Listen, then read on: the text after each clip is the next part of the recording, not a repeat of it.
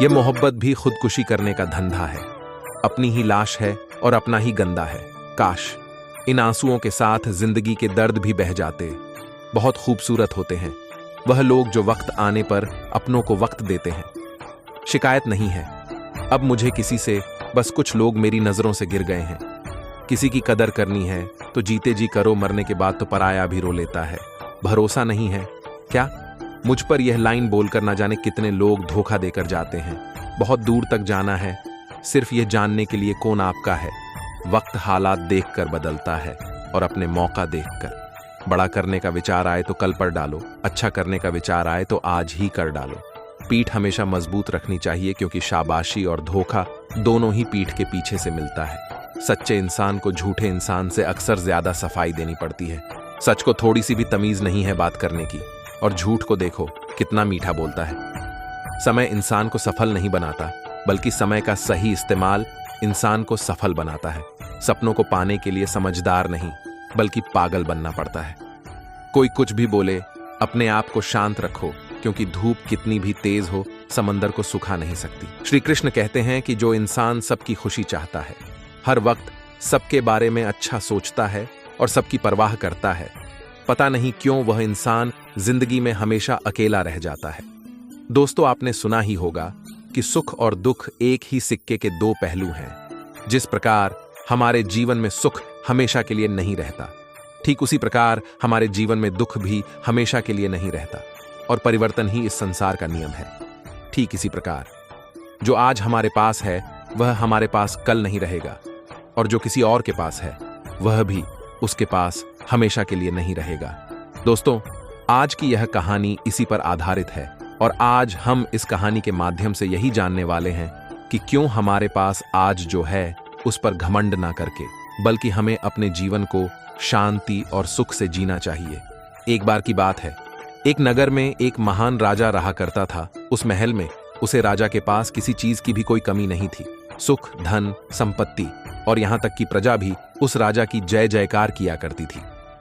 एक दिन उस राजा ने अपने महल में सभी विद्वान पंडितों को एक साथ बुलाया और उनसे कहा कि बताइए, क्या कोई ऐसा मंत्र है जो हर परिस्थिति में, हर स्थिति में, हर जगह, हर समय, हर खुशी में, हर दुख में, हर हार में और हर जीत में, लगभग हर प्रकार के सवाल में बस वही एक उत्तर काम आता हो। जब आप में से कोई भी मुझे सलाह देने के लिए उपस्थित नहीं होगा तो उस वक्त मैं उसे मंत्र का उपयोग कर सकूं और अपने आप को किसी भी स्थिति से बाहर निकाल सकूं।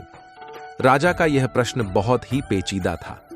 यह प्रश्न सुनकर राज्य के सभी विद्वान पंडित सोच में पड़ गए, एक दूसरे से चर्चा करने लग गए, और यह चर्चा काफी लंबे देर तक चली। काफी सोच विचार करने के बाद उनमें से किसी को भी इसका जवाब नहीं सूझा। राजा को इस बात पर बड़ा ही क्रोध आया। राजा ने कहा, क्या इस महल में कोई भी ऐसा व्यक्ति उपस्थित नहीं है जो मेरे इस सवाल का जवाब दे सके? उस पंडितों की सभा में एक बूढ़ा व्यक्ति भी बैठा हुआ था। वह बूढ़ा व्यक्ति खड़ा हो जाता है और उसने राजा से कहा है, राजन, तुम्हें यहां पर इसका जवाब कोई नहीं दे सकता, लेकिन मैं एक ऐसे महात्मा को जानता हूं जो तुम्हें तुम्हारे इस सवाल का जवाब अवश्य ही दे सकते हैं। उस बूढ़े व्यक्ति की बात सुनने के बाद राजा कहता है, हे माननीय, आप ही मुझे बताइए कि वह महात्मा मुझे कहां मिलेंगे। इस पर वह बूढ़ा व्यक्ति कहता है, हे राजन, पास ही में एक छोटा सा जंगल है और वहां पर वह अपना आश्रम बनाकर रहते हैं। अगर आप चाहे तो मैं आपको वहां पर ले जा सकता हूं। वह राजा तुरंत ही उन महात्मा से मिलने के लिए तैयार हो गया। वह राजा और वह बूढ़ा व्यक्ति पास ही के जंगल में उस गुरु से मिलने के लिए पहुंच जाते हैं। वहां पर पहुंचने के बाद वह राजा उन महात्मा को प्रणाम करता है और उनसे कहता है कि क्या आप मेरे इस प्रश्न का जवाब दे सकते हैं? वह महात्मा बड़े ही ज्ञानी थे। उनके पास जो कोई भी अपनी समस्या लेकर आता था वह वहां से कभी भी खाली हाथ नहीं जाता था। उन महात्मा ने राजा के सभी प्रश्नों को बड़े ही ध्यान से सुना और उसके बाद उन्होंने राजा को एक छोटा सा कागज का टुकड़ा दिया जिस पर उसका जवाब लिखा हुआ था, और साथ ही में एक शर्त भी लिखी हुई थी, और उस शर्त में यह लिखा गया था कि इसे आप अभी नहीं देख सकते जब तक आपके ऊपर कोई अत्यधिक खतरा न मंडरा रहा हो, जब आप खुद को अकेला पाएं, जब आपको कोई रास्ता नजर ना आए, जब आप दुविधा में पड़ जाए और जब आपको यह लगने लगे कि अब मेरे पास और कोई भी उपाय नहीं बचा, तभी आप इस कागज को खोलकर पढ़ सकते हैं। राजा ने उन गुरु को प्रणाम किया और उस कागज को मोड़कर अपने हीरे की अंगूठी के नीचे रख दिया। यह सब वे गुरु बड़े ही ध्यान से देख रहे थे और वह मुस्कुराने लगे। तभी राजा ने उनसे पूछा कि आप मुस्कुराहट क्यों रहे हैं?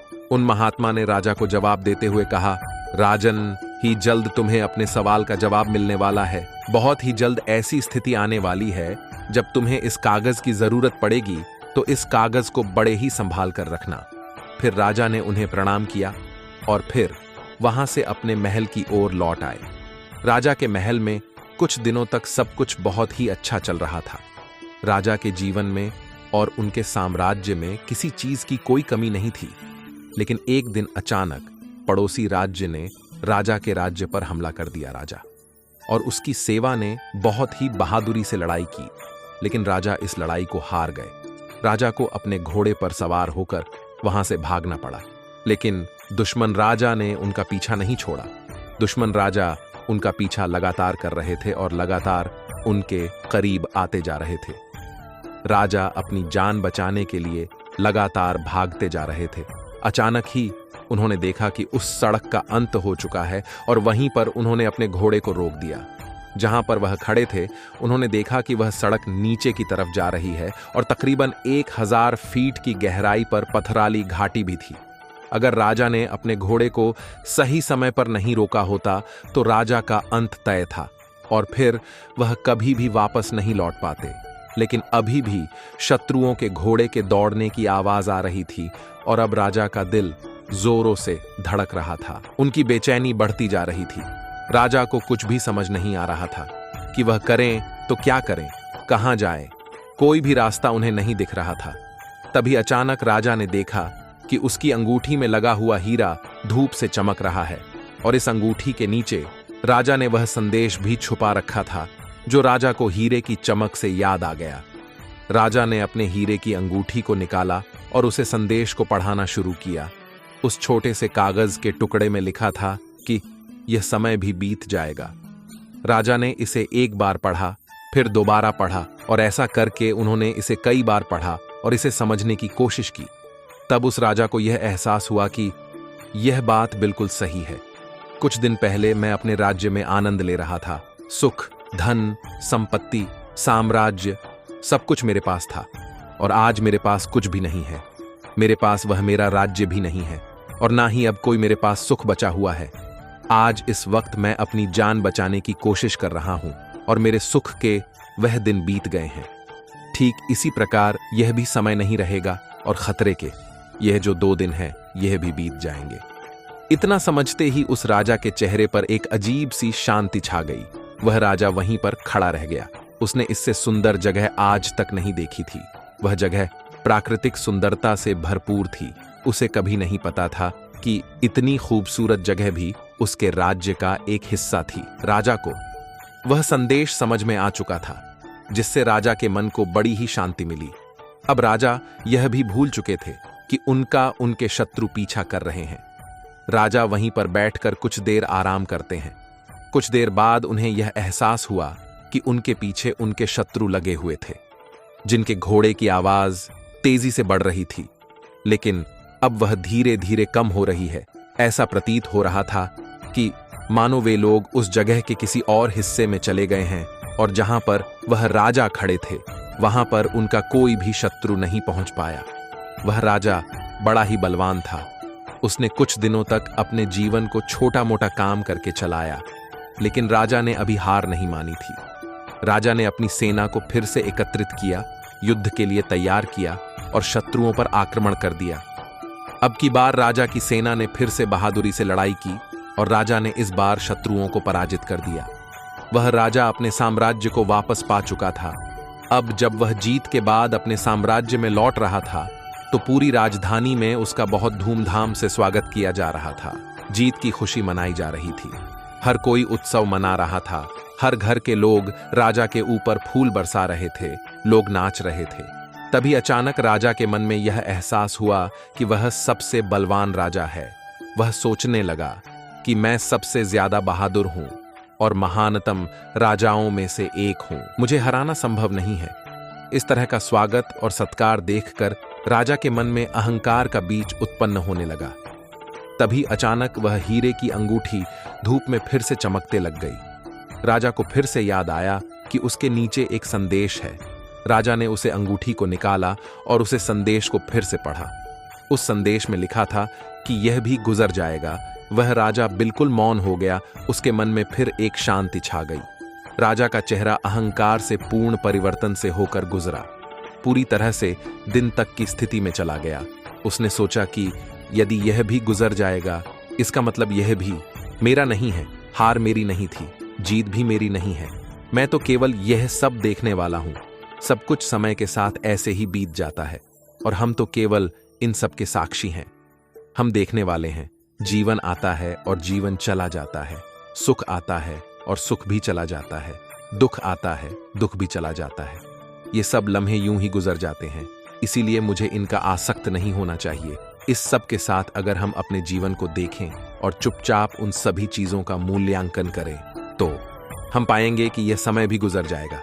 अपने जीवन में खुशी और जीत के बारे में सोचो, दुख और हार के पलों के बारे में सोचो। क्या वह स्थायी थे? बिल्कुल नहीं। वह सब आए और चले गए। ठीक उसी प्रकार यह भी नहीं रहेगा और बीत जाएगा। समय इसी तरह से बीतता चला जाता है। जीवन यूं ही गुजर जाता है। इस संसार में कुछ भी स्थायी नहीं है। सब कुछ बदलते रहता है। जीवन में परिवर्तन के इस नियम को स्वीकार करो। इस पर अपने नजरिए से विचार करो। दोस्तों, हमारे जीवन में भी ऐसे कई पल आते हैं जिन्हें हम अपने जीवन से कभी भी जाने देना नहीं चाहते हैं। लेकिन यह जीवन है, यह समय है, यह पल है जो कभी भी नहीं रुकते। जिस प्रकार हमारे जीवन में सुख आता है और चला जाता है, ठीक उसी प्रकार हमारे जीवन में दुख भी आते हैं और चले जाते हैं। इसीलिए अपने जीवन को वर्तमान में रहकर जीना सीखें, क्योंकि जो पल, जो समय आपके पास अभी है, वह आने वाले समय में आपके पास नहीं होगा और तब आप केवल पश्चाताप ही करते रह जाएंगे। इससे अच्छा यह है कि वर्तमान में रहकर हर पल को खुशी से जियो, जी भर के जियो, क्योंकि आने वाला समय कैसा होगा यह हम में से कोई भी नहीं जानता। आने वाले समय में हम दुखी होंगे या सुखी होंगे, यह हम में से कोई नहीं बता सकता। लेकिन आज जो हमारे पास है, चाहे वह कुछ भी हो, चाहे वह कितने पल भी हो, वह हमारे हैं और उन्हें हम खुलकर जी सकते हैं, उनमें खुश रह सकते हैं। तो भला हम इन कीमती पलों को ऐसे ही व्यर्थ क्यों जाने देते हैं? क्या आपने इस बारे में कभी विचार किया है? सुख और दुख एक ही सिक्के के दो पहलू हैं। यह कभी भी स्थायी तौर पर नहीं रहेंगे। यह बीत जाएंगे। आप इस बदलाव के सिर्फ और सिर्फ एक साक्षी हैं। इसका अनुभव करो, समझो और अपने जीवन को हर पल खुशी से जियो। और जब भी आपका कोई कठिन समय आपको परेशान कर रहा हो, तो बस एक बात याद रखना कि यह स्थिति भी ज्यादा देर नहीं रहेगी। इसका भी समय आएगा। किसी न किसी दिन, किसी न किसी समय यह भी गुजर जाएगा। तो दोस्तों, आज के इस वीडियो से आपने क्या सीखा, हमें कमेंट करके जरूर बताइएगा।